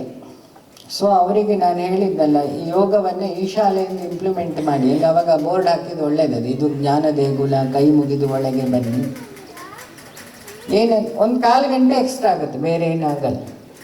ಬೆಳಿಗ್ಗೆ ಪ್ರೇಯರೆಲ್ಲ ಒಂದು ಪ್ರಾಣಾಯಾಮ ನಿಂತಲ್ಲೇ ಮಾಡ್ಬೋದು, ಸುದರ್ಶನ ಕ್ರಿಯೆಲ್ಲ ನಿಂತಲ್ಲಿ ಮಾಡ್ಬೋದು. ಅದನ್ನು ಅಭ್ಯಾಸ ಮಾಡಿಸಿ ಎಷ್ಟೋ ಮೆಂಟಲಿ ಸ್ಟ್ರೆಸ್ ಕಮ್ಮಿ ಆಗುತ್ತೆ. ಅಪ್ಪ ಅಮ್ಮನಿಗೂ ಮಕ್ಕಳ ಹೆಲ್ತ್ ಉಳಿಸಿದ ಪುಣ್ಯ ನಿಮಗೆ ಬರುತ್ತೆ. ನಿಮ್ಮ ಶಾಲೆ ಇನ್ನೊಬ್ಬರಿಗೆ ಇನ್ನೊಂದು ಶಾಲೆಗೂ ಮಾರಲ್ ಮೆಸೇಜ್ ಆಗ್ತದೆ. ಈಗ ಮೊನ್ನೆ ದೊಡ್ಡ ಸ್ಕೂಲ್ ಅದು, 10ನೇ ಕ್ಲಾಸು ಹುಡುಗಿ ಆಟ ಆಡ್ತಾ ಬಿದ್ಲು, ಹಾರ್ಟ್ ಅಟ್ಯಾಕ್. ಫುಟ್ಬಾಲ್ ಆಡ್ಲಿಕ್ಕೆ ಹೋಗಿತ್ತು. ಯಾಕೆ ಹಾರ್ಟ್ ಅಟ್ಯಾಕ್ ಆಯಿತು? ಫುಡ್ಡಿಂದ ನೋಡಬೇಕು, ಬರೀ ಕೂತು ಹಿಂದಿನ ದಿನ ಏನು ತಿನ್ನಲಲ್ಲ, ಅವಳದು ಇಡೀ ಜೀವನ ಶೈಲಿ ನೋಡಬೇಕು. ಎಷ್ಟೊತ್ತಿಗೆ ಹೇಳ್ತಾಳೆ, ಏನು ತಿಂತಿದ್ಲು, ರೆಗ್ಯುಲರ್ ಫುಡ್ ಏನು, ಮನೇಲೆ ಎಷ್ಟು ಸ್ಟ್ರೆಸ್ ಇತ್ತು, ಸುತ್ತ ಎಷ್ಟು ಸ್ಟ್ರೆಸ್ ಇತ್ತು. ಹಾಗಾಗಿ ಪರ್ಸ್ನಲ್ ಕೌನ್ಸಿಲಿಂಗು ಒಂದೆಲ್ಲ ಶಾಲೆಗಳಿಗೆ ಅಗತ್ಯ ಇದೆ. ಅದನ್ನು ಡಾಕ್ಟರ್ಸನ್ನು ನಾನು ಕಳಿಸ್ತೀನಿ. ಫ್ಯಾಕಲ್ಟಿಗಳಿಗೂ ಅಗತ್ಯ ಇದೆ. ಯಾಕಂದರೆ ಇಲ್ಲಿ ಯಾರು ದೇವಮಾನವರಿಲ್ಲ, ಎಲ್ಲರೂ ಕಾಯಿಲೆ ಇರೋರು. ಸೊ ಈ ಕೆಲಸಗಳು ಮಾಡಿದಾಗ ಶಾಲೆ ಅನ್ನೋದು ಜಗತ್ತನ್ನು ರಿಪೇರಿ ಮಾಡಲಿಕ್ಕೆ ಜ್ಯೋತಿಷರಿಂದ ಸಾಧ್ಯ ಇಲ್ಲ, ಶಾಲೆಗಳಿಂದ ಸಾಧ್ಯ ಇದೆ. ಇದನ್ನು ನಂಬಿದ್ದೀನಿ. ಒಬ್ಬ ಟೀಚರ್ ಮನಸ್ಸು ಮಾಡಿದರೆ ಬ್ರಹ್ಮನ ಹಣೆ ಬರ ಬದಲಾಯಿಸ್ಲಿಕ್ಕಾಗುತ್ತೆ. ಕವಡೆ ಹಾಕಿದರೆ ಆಗಲ್ಲ. ಕವಡೆ ಹಾಕಿದರೆ ಹೆಂಗಸರು ಕೈಲಿರೋ ದುಡ್ಡು ಸ್ವಲ್ಪ ಹೋಗುತ್ತೆ. ಈಗ ಎಷ್ಟೋ ಜನ ಗಂಡಸರು ದೇವಸ್ಥಾನಕ್ಕೆ ಹೋಗೋದು ಕಮ್ಮಿ, ಅರ್ಧ ಈ ಹೆಂಗಸರು ಕಾಟಕ್ಕೆ ಹೋಗೋದು. ಅಲ್ಲಿ ಹೋಗು ಒಳ್ಳೇದಾಗುತ್ತೆ, ಇಲ್ಲಿ ಹೋಗಿ ತುಪ್ಪ ದೀಪ ಹಚ್ಚು ಒಳ್ಳೇದಾಗುತ್ತೆ, ಇಲ್ಲಿ ಹೋಗಿ ನಿನ್ನ ತಲೆ ಕತೆ ಮೇಲೆ ಕಾಯಿ ಹೊಡಿ ಒಳ್ಳೇದಾಗುತ್ತೆ. ಅವನು ಇನ್ನೇನು ವಿಧಿ ಇಲ್ಲ. ಈಗ ಬನ್ನೂರು ಕುರಿ ಯಾರು ಅಂದರೆ, ಈಗ ಮದುವೆ ಆದ ಪುರುಷೋತ್ತಮರೆಲ್ಲ ಬನ್ನೂರು ಕುರಿಯೇ ಮನೆ. ಅವಳು ಎಲ್ಲಿ ಎಳಿತಾಳೆ ಹೋಗ್ಬೇಕಿಲ್ಲ, ಮನೇಲಿ ಗಲಾಟೆ ಮಾಡ್ತಾಳೆ ಅಲ್ವಾ? ಹಾಗಾಗಿ ಯೂಟ್ಯೂಬಲ್ಲಿ ಈ ಕತೆ ಹೇಳೋರ ಸಂಖ್ಯೆ ಜಾಸ್ತಿ ಆಗಿದ್ದ ಹಾಗೆ. ಒಬ್ಬ ಹೇಳ್ತಾನೆ, ನಾಳೆ ಅಷ್ಟಮಿ ಗ್ರಹಣ, ಸುವರ್ಣಗೆಡ್ಡೆಯಲ್ಲಿ ದೀಪ ಇಡು ಅಂತ. ಪಾಪ ಅವಳು ಅದೆಲ್ಲ ರೆಡಿ ಮಾಡಿಕೊಡ್ತಿರ್ತಾಳೆ. ನೆಕ್ಸ್ಟ್ ಇನ್ನೊಬ್ಬ ಹೇಳ್ತಾನೆ, ನಾಳೆ ನಿಂಬೆಹಣ್ಣನ್ನು ಉಲ್ಟ ಮಾಡಿ ದೀಪ ಇಡು ಅಂತ. ಪಾಪ ಅವಳು ಮತ್ತೆ ಕನ್ಫ್ಯೂಷನ್ ಆಯಿತು 9:30 ಯಾವುದ್ರಲ್ಲಿ ಇಡೋದು ಅಂತ. ಇನ್ನೊಬ್ಬ ಹೇಳ್ತಾನೆ, 4-5 ಎಣ್ಣೆ ಮಿಕ್ಸ್ ಮಾಡಿ ದೀಪ ಇಡು ಅಂತ. ನಾನು ಹೇಳ್ದ, ಇದೆಲ್ಲ ಕೇಳೋ ಬದಲು ಗಂಡ ಹೆಂಡ್ತಿ ರೋಡಲ್ಲಿ ನಿಂತು ಪೆಟ್ರೋಲ್ ಹಾಕೊಂಡು ಒಂದು ದೀಪ ಹಚ್ಕೊಳ್ಳಿ, ಮುಗಿ. ಯಾಕೆ ನಿಮ್ಮ ಇಡೀ ದಿನ ಬೆಳಗ್ಗೆ ಕೊಡ್ತಿರೋದಕ್ಕೆ? ನಿಮಗೆ ಈ ಗೋಡೆ ಒಡೆಯಂದವನು ಬ್ಯಾಂಕ್ ಲೋನ್ ಕಟ್ಟಲ್ಲ. ಆ ಮಕ್ಕಳಿಗೆ ಗೊತ್ತಿರಲ್ಲ ಅವಕ್ಕೆ, ಇದು ಒಂದಾಯ್ತಾ, ಇದ್ರ ಮೇಲೆ ಒಂದಾಯ್ತಾ, ಇದೊಂದಾಯ್ತಾ. ಈ ಮೊದಲೇ ನಕ್ಸಲೈಟ್ಗಳು ಸೈನೈಡ್ದಾಯ್ತಾ ಒಂದು ಇಟ್ಕೊಳ್ತಿದ್ರು. ಮ್ಯಾಚಿಂಗ್ ಸೀರೆ ಹಾಳಾಗ್ತದೆ. ಗಂಡಂಗೆ ಕಟ್ಟಿಸ್ತಾಳೆ, ಮಕ್ಕಳಿಗೆ ಕಟ್ಟಿಸ್ತಾಳೆ. ಆ ಮಕ್ಕಳು ಒಂದಿನ ಕಪಾಲಿಗೆ ಬಾರಿಸಿ ಕೇಳಬೇಕು, ಪಾದ ಪೂಜೆ ಮಾಡಿದ ಕೈಯಲ್ಲಿ, ನೀನು ಇದೆಲ್ಲ ಮಾಡ್ತೀಯಲ್ಲ, ಶಾಲೆಗೆ ಯಾಕೆ ಕಳಿಸ್ತೀನಮ್ಮನ? ಅದ್ರ ಬದಲು ಯೂಟ್ಯೂಬ್ ಅವ್ರ ಹತ್ರನೇ ಕಳಿಸು, ನಾವು ಅಲ್ಲೇ ಇರ್ತೀವಿ.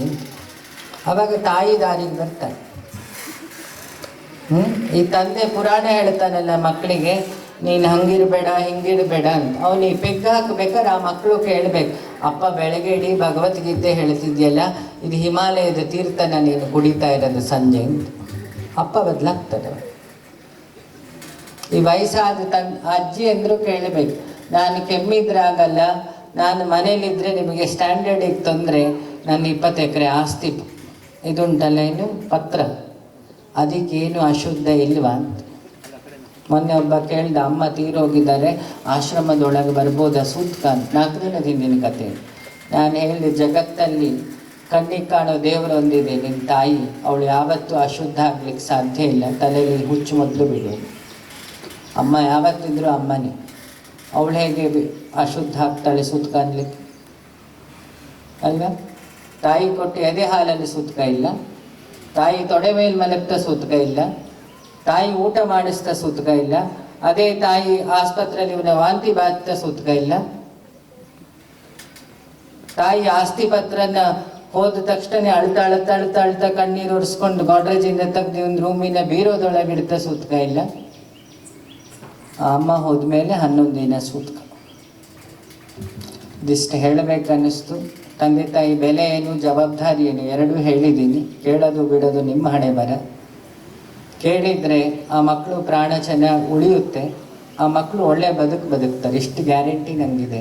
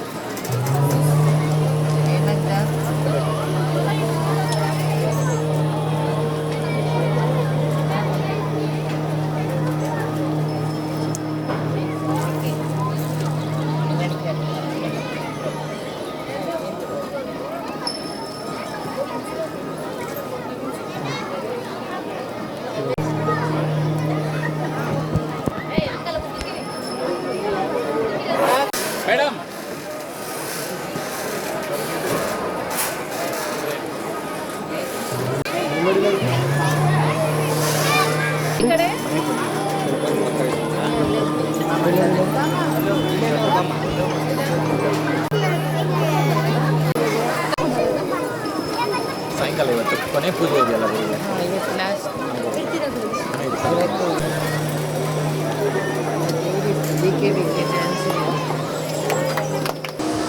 ಮಕ್ಕಳು ನಿಮ್ಮ ತಾಯಿ ತಂದೆ ಮುಂಭಾಗದಲ್ಲಿ ನಿಂತ್ಕೊಳ್ಳಿ.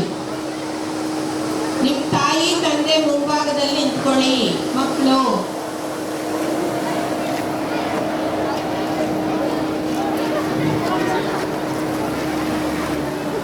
ಬಿಟ್ಟು ಕೇಳಿ. ಈಗ ಅಂತ ತಿಳಿಸ್ಕೊಟ್ಟು ಪ್ರಾರಂಭ ಮಾಡೋಣ.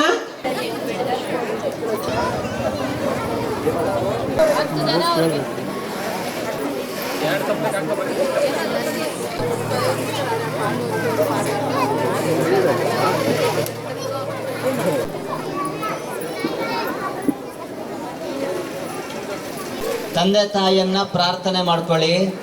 ಗುರುರು ಬ್ರಹ್ಮ ಗುರುರು ವಿಷ್ಣು ಗುರುರು ದೇವೋ ಮಹೇ ಬ್ರಹ್ಮ ತಸ್ಮೈ ಶ್ರೀ ಗುರವೇ ನಮಃ.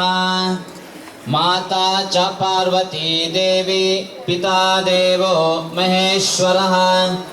ಬಾಂಧವಾ ಶಿವಭಕ್ತಾಶ್ಚ ಸ್ವದೇಶೋ ಭುವನತ್ರಯಂ. ವಾಗರ್ಥಾವಿವ ಸಂಪ್ರಕ್ತೋ ವಂದೇ ಪಾರ್ವತಿ ಪರಮೇಶ್ವರೌ. ಮಾತೃಭ್ಯೋ ಫಸ್ಟ್ ತಾಯಿಗೆ ಮಾತೃಭ್ಯೋ ನಮಃ. ತಾಯಿ ಮೇಲೆ ಆಮೇಲೆ ತಂದೆ ತಾಯಿ ತಂದೆ ಮೇಲೆ ಮಾತೃಭ್ಯೋ ನಮಃ ಆವಾಹಯಾಮಿ.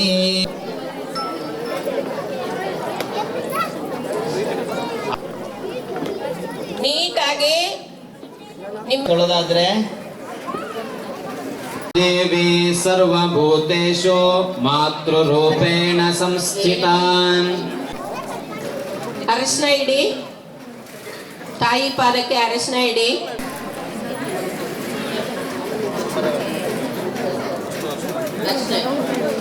ಅರಶಿನವನ್ನು ಇಡಿ, ಅಕ್ಷತೆಯನ್ನ ಹಾಕ್ರಿ, ಒಂದು ಹೂವ ಇಡಿ, ಓ ಭವಾನ್ ಅಕ್ಷತೆ ಹಾಕಿ ತಾಕ್ಸ್ಬೇಕು ಕಾಲಿಗೆ. ಮಾತೃದೇವೋ ಭವಾನ್. ಮಾತಾ ಚ ಪಾರ್ವತೀ ದೇವಿ ಪಿತಾ ದೇವೋ ಮಹೇಶ್ವರಃ. ಅಶ್ಚ ಸ್ವದೇಶೋ ಭುವನತ್ರಯ. ಶ್ರೀವರ್ಚಸ್ವಮಾಯುಷ್ಯಮಾರೋಗ್ಯಮಾವಿದಾಚ್ಛೋಭಮಾನಂ ಮಹೀಯತೆ. ಬಹುಕೀರ್ತಿಲಾಭಂ ಶತ ಸಂವತ್ಸರಂ ದೀರ್ಘಮಾಯುಃ.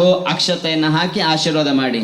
ಅಕ್ಷತೆಯನ್ನ ಹಾಕಿ ಅದೇ ರೀತಿಯ ಈಗ ತಂದೆಗೆ ರಂಜಿತೆ ದೇವಿ ಪಿತಾ ದೇವೋ ಮಹೇಶ್ವರಃ. Very good. ಹಾಗೆ ಮೇಲೆ ಅರಿಶಿನ ಕುಂಕುಮ ಇಡಿ. ಅರಿಶಿನ ಕುಂಕುಮ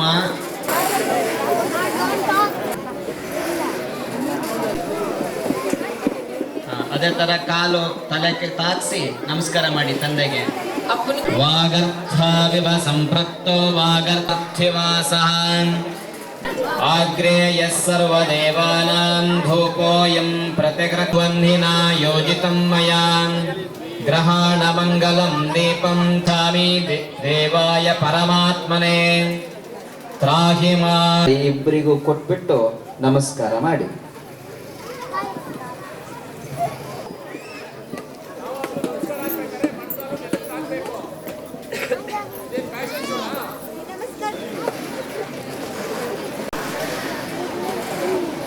SSV ಆಂಗ್ಲ ಮಾಧ್ಯಮ ಶಾಲೆ ಬಿದಿರಗೆರೆ ಆನೇಕಲ್. ಇಲ್ಲಿ ತಂದೆ ತಾಯಿ ಮಹತ್ವ ಏನಂತ ತಿಳಿಸ್ಬೇಕನ್ನೋ ಒಂದೇ ಒಂದು ಉದ್ದೇಶಕ್ಕೆ ತಂದೆ ತಾಯಿಗೆ ಪಾದಪೂಜೆ ಕಾರ್ಯಕ್ರಮ ಅಂತ ಹೇಳಿ ಕಾರ್ಯಕ್ರಮ ಹಮ್ಮಿಕೊಂಡಿದ್ವಿ. ಜೊತೆಗೆ ನಮ್ಮ ಆರಾಧ್ಯ ದೈವ ಮತ್ತು ನನ್ನ ಜೀವನದ ಗುರುಗಳು ನಮ್ಮ ಸಂಸ್ಥೆಗೆ ಆಗಮಿಸಿ, ವಿನಯ್ ಗುರೂಜಿ ಆದಂಥವರು ನಮ್ಮ ಸಂಸ್ಥೆಗೆ ಆಗಮಿಸಿ ನಮ್ಮ ಎಲ್ಲ ಮಕ್ಕಳಿಗೆ ಮತ್ತು ಪೋಷಕರಿಗೆ ಒಂದೆರಡು ಕಿವಿ ಮಾತನ್ನು ಹೇಳಿ ಆಶೀರ್ವಾದ ನೀಡಿ ಎಲ್ಲ ಪಾದಪೂಜೆಗೆ ಒಂದು ಮಹತ್ವ ಏನಂತ ತಿಳಿಸ್ಕೊಟ್ಟಿದ್ದಕ್ಕೆ ಹೃತ್ಪೂರ್ವಕ ಧನ್ಯವಾದಗಳು. ದಯವಿಟ್ಟು ಪೇರೆಂಟ್ಸ್ ಎಲ್ಲರೂ ಜೊತೆಗೆ ಪೂಜೆ ಮುಗಿದ ತಕ್ಷಣ ದಯವಿಟ್ಟು ನಿಮ್ಮ ಈಗಿನ ಪೀಳಿಗೆ ಮಾಡಿ ಎಲ್ಲಿ ಹೋಗ್ತಾ ಇದೆ ಅಂತ ಅಂದ್ರೆ ನೋಡಕ್ ಆಗ್ತಾ ಇಲ್ಲ. ದಯವಿಟ್ಟು ಮಕ್ಕಳಿಗೆ ತಂದೆ ತಾಯಿ ಮೇಲೆ ಪ್ರೀತಿ ಕಮ್ಮಿ ಆಗ್ತಾ ಇದೆ. ತಂದೆ ತಾಯಿ ಮಹತ್ವ ಏನಂತ ಗೊತ್ತಾಗ್ತಾ ಇಲ್ಲ ಮಕ್ಕಳಿಗೆ. ಈಗಿನ ಜನರೇಷನ್ ಮಕ್ಕಳಿಗೆ ತಂದೆ ತಾಯಿ ಅಂದ್ರೆ ಏನು, ಅವ್ರ ವ್ಯಾಲ್ಯೂ ಏನು ಅನ್ನೋದು ಗೊತ್ತಾಗ್ತಾ ಇಲ್ಲ. ಆ ಒಂದೇ ಒಂದು ಉದ್ದೇಶಕ್ಕೆ ನಾವು 2 ವರ್ಷಗಳಿಂದ ಈ ಕಾರ್ಯಕ್ರಮನ ಹಮ್ಮಿಕೊಳ್ತಾನೆ ಬಂದಿದ್ದೀವಿ. ತಂದೆ ತಾಯಿ ಮಹತ್ವ ಏನು, ಅವ್ರಿಗೆ ನಾವು ಏನು ವ್ಯಾಲ್ಯೂ ಕೊಡಬೇಕು, ಅವ್ರಿಗೆ ನಾವೇನು ವ್ಯಾಲ್ಯೂ ಕೊಡಬೇಕು ಅನ್ನೋದನ್ನ ತಿಳಿಸೋ ಮುಖಾಂತರ ಈ ಒಂದು ಪಾದಪೂಜೆ ಜೊತೆಗೆ ಪ್ರತಿನಿತ್ಯ ತಂದೆ ತಾಯಿ ಪಾದಕ್ಕೆ ನಮಸ್ಕಾರ ಮಾಡಿ ಬರಬೇಕು ಅನ್ನೋ ಒಂದು ಸಂಸ್ಕಾರದ ಜೊತೆಗೆ ಸಂಸ್ಕಾರ ಸಂಸ್ಕೃತಿನ ಬೆಳೆಸಬೇಕು ಅನ್ನೋ ಮಕ್ಕಳಲ್ಲಿ ಈಗಿಂದನೇ ಸಂಸ್ಕಾರ ಸಂಸ್ಕೃತಿನ ಬೆಳೆಸಬೇಕು ಅನ್ನೋ ಒಂದೇ ಒಂದು ಉದ್ದೇಶದಿಂದ ತಂದೆ ತಾಯಿಗೆ ಪಾದಪೂಜೆಯನ್ನು ಹಮ್ಮಿಕೊಂಡಿದ್ವಿ. ಜೊತೆಗೆ ನಮ್ಮ ಶಾಲೆಗೆ ಸಹಕಾರ ನೀಡಿದ ಎಲ್ಲ ಪೋಷಕರಿಗೆ, ಟೀಚರ್ಸ್ಗೆ ಸಹಕಾರ ನೀಡಿದ ಟೀಚರ್ಸ್ಗೆ, ಊಟದ ವ್ಯವಸ್ಥೆನ ಮಾಡ್ತೀವಿ. ದಯವಿಟ್ಟು ಫೋಟೋಗ್ರಾಫರ್ಸ್ಗೆ, ಮ್ಯೂಸಿಷಿಯನ್ಸ್ಗೆ, ಮಕ್ಕಳು ರೆಗ್ಯುಲರ್ ಆಗಿ ಏನು ಎಲ್ಲರಿಗೂ, ಟೆಂಟ್ ಹೌಸ್ ಹಾಕೋರಿಗೆ ಎಲ್ಲರಿಗೂ ಹೃತ್ಪೂರ್ವಕ ಧನ್ಯವಾದಗಳು ತಿಳಿಸಿ ನಾನು ಮಾತನ್ನು ಮುಗಿಸ್ತೀನಿ. Thank you. ಯಾವುದೇ ಶಾಲೆಯಲ್ಲಿ ಈ ಥರ ಯಾವತ್ತೂ ಮಾಡೋದು ನೋಡಿ ಇದು ಯಾವ ಸ್ಪೆಷಲ್ ಅಂದರೆ ಈಗ ನನ್ನ ಗುರುಗಳ ಮಾರ್ಗದರ್ಶನದಿಂದ ನಾನು ನಡೀತಾ ಇದ್ದೀನಿ. ಗುರುವಿನ ಗುಲಾಮನಾಗುವ ತನಕ ದೊರಕದಯ್ಯ ಮುಕುತಿ. ಅಂದರೆ ಈಗ ನಾನು ಗುರುವಿನ ಗುಲಾಮನಾಗಿದ್ದೀನಿ.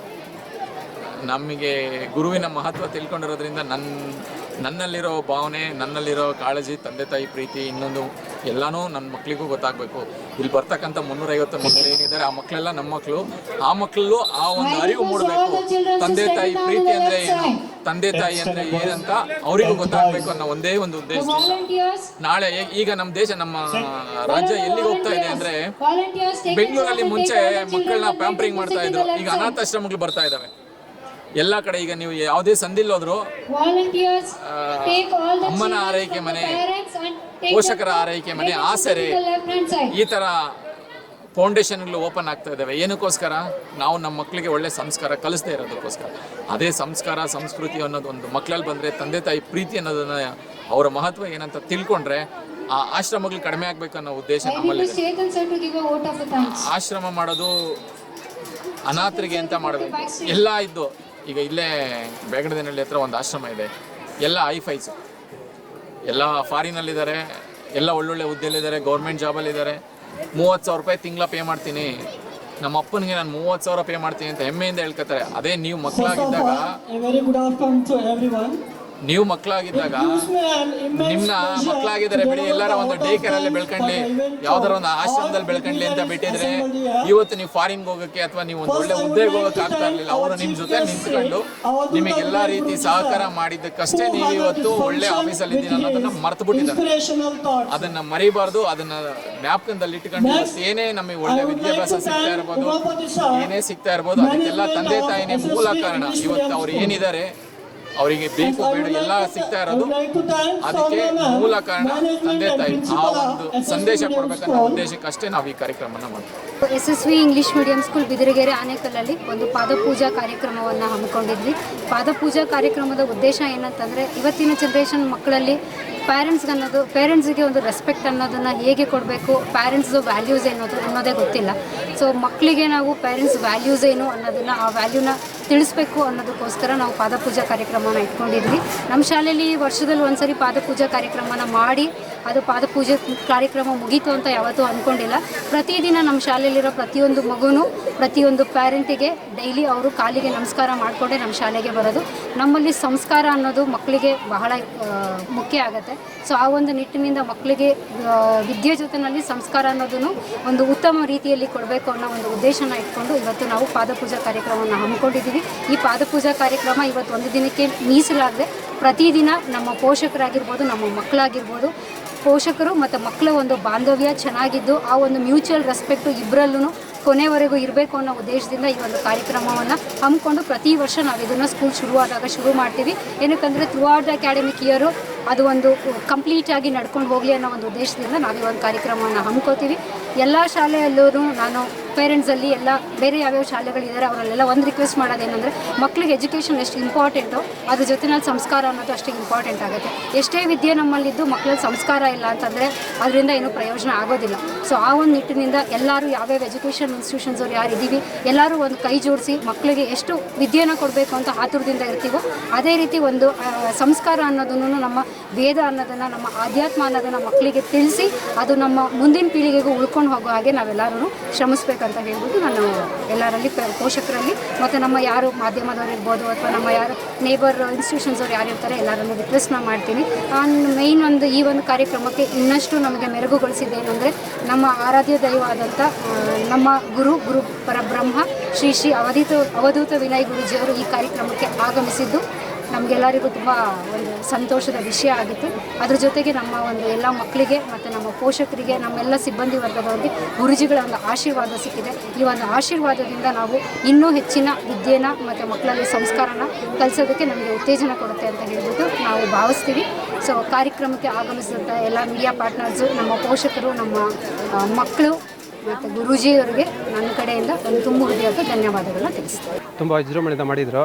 ಹಾಗೆ ನಮ್ಮ ಉಮಾಪತಿ ಸರ್ ಇದೇ ರೀತಿ ಒಂದು ಒಳ್ಳೆಯ ಆಧ್ಯಾತ್ಮಿಕವಾಗಿ ಕಾರ್ಯಕ್ರಮಗಳು ನಡೆಸ್ತಾ ಇರ್ತಾರೆ ಪ್ರತಿ ವರ್ಷವೂ. ಅದೇ ರೀತಿ ಈಗ ಮಕ್ಕಳಿಗೆ ತುಂಬ ಉತ್ತಮವಾದ ಶಿಕ್ಷಣ ನೀಡುತ್ತಾ ಈಗೇನು ನಮ್ಮ SSV ಆಂಗ್ಲ ಮಾಧ್ಯಮ ಶಾಲೆ ಏನಿದೆ ಇದನ್ನು ಉನ್ನತ ಮಟ್ಟದಲ್ಲಿ ಬೆಳಿಬೇಕಂತ ದೇವರಲ್ಲಿ ಪ್ರಾರ್ಥಿಸುತ್ತಾ ಈಗ SSV ಆಂಗ್ಲ ಮಾಧ್ಯಮ ಶಾಲೆಯಲ್ಲಿ ಓದಿಸ್ತಾ ಇದ್ದೇವೆ. 3 ಮಕ್ಕಳಿದ್ದಾರೆ, ಹೆಣ್ಮಕ್ಳು. ಇವರು 3 ಜನನು ಇಲ್ಲೇ 2nd ಸ್ಟ್ಯಾಂಡರ್ಡು ಮತ್ತು 5th ಸ್ಟ್ಯಾಂಡರ್ಡ್ ಓದ್ತಾ ಇದ್ದಾರೆ. ಈಗ ಇಂಗ್ಲೀಷು ಕಲಿಕೆ, ಇಂಗ್ಲೀಷ್ ಕಲಿಸೋದ್ರ ಮುಖಾಂತರ ಕನ್ನಡ ನಾಲೆಜ್ ಕೊಡ್ತಾ ಇಂಗ್ಲೀಷಲ್ಲೂ ತುಂಬ ಮಾತಾಡೋ ಥರ ಮಾಡಿದ್ದಾರೆ. ಅವರಿಗೆ ಒಂದು ಅದ್ಭುತವಾದ ಅಭಿನಂದನೆ ಸಲ್ಲಿಸ್ತಾ ಚಂದ್ರಶೇಖರ್ ಅಂತ ವೀರಶೈವ ಲಿಂಗಾಯತ ಮಹಾಸಭಾ ಆನೇಕಲ್ ಟೌನ್ ಅಧ್ಯಕ್ಷರು. ಈ SSV ಆಂಗ್ಲ ಮಾಧ್ಯಮ ಶಾಲೆ ನಮ್ಮ ಈಗ 5th ಪಾಸಾಗಿ 6th ಈಗ ತುಂಬ ಚೆನ್ನಾಗಿ ಓದ್ತಾ ಇದ್ದಾನೆ. ಮತ್ತು ಇಲ್ಲಿ ವರ್ಷನೂ ಒಬ್ಬೊಬ್ಬ ಗುರೂಜಿನ ಕರೆಸಿ, ಲಾಸ್ಟ್ ಟೈಮು ಬ್ರಹ್ಮಾಂಡ ಗುರೂಜಿಗಳು ಬಂದಿದ್ದರು, ಈಗ ಅವಧೂತ ಗುರೂಜಿಗಳು ಬಂದು ಒಂದು ಕಾರ್ಯಕ್ರಮ, ಪಾದಪೂಜೆ ಕಾರ್ಯಕ್ರಮ, ತಂದೆ ತಾಯಿಯಂದರಿಗೆ ಪಾದಪೂಜೆ ಕಾರ್ಯಕ್ರಮ ಮಕ್ಕಳಿಂದ ಮಾಡಿಸೋಂಥ ಕಾರ್ಯಕ್ರಮ ತುಂಬ ಚೆನ್ನಾಗಿ ಇದು ಮಾಡ್ತಾಯಿದ್ದಾರೆ. ಇದು ನಮ್ಮ ಹಿಂದೂ ಸಂಸ್ಕಾರನ ಎತ್ತಿ ತೋರಿಸೋಂಥ ಒಂದು ಕಾರ್ಯಕ್ರಮ ಆಗಿದೆ. ಒಂದು ಮುಂದೆ ಮೇಲೆ ಇನ್ನೂ ಹೆಚ್ಚಾಗಿ ಒಳ್ಳೆ ಕಾರ್ಯಕ್ರಮಗಳು ಇದು ಮಾಡಲಿ, ಮಕ್ಕಳಲ್ಲಿ ಒಂದು ಹಿಂದೂ ಸಂಸ್ಕೃತಿ ಹಾಗೂ ತಂದೆ ತಾಯಿಯಲ್ಲಿ ಭಕ್ತಿ ಮತ್ತು ಗುರು ಹಿರಿಗೆ ಏನು ಒಂದು ಇದು ಮಾಡಬೇಕು ಅನ್ನೋದನ್ನ ಹೆಚ್ಚು ಕಲಿಸ್ಕೊಡ್ತಾ ಇದ್ದಾರೆ. ಆಡಳಿತ ಮಂಡಳಿ ಪರ ಅವ್ರಿಗೆ ಒಳ್ಳೆಯದಾಗಿ ಅಂತ ಬಯಸ್ತೀನಿ. ಮಹೇಶ್ ಬಾಬು ಅಂತ ನಾವು ಸಂಬಂಧರಲ್ಲಿ ನನ್ನ ಮಕ್ಕಳು 2 ಮಕ್ಕಳು ಇರೋದ್ರಿಂದ Meghashree 1st standard, Kaushik UKG. ಇವರು 3 ವರ್ಷದಿಂದ ಸತತವಾಗಿ ಇದೇ ಸ್ಕೂಲಲ್ಲೇ ಓದ್ತಾ ಇದ್ದಾರೆ.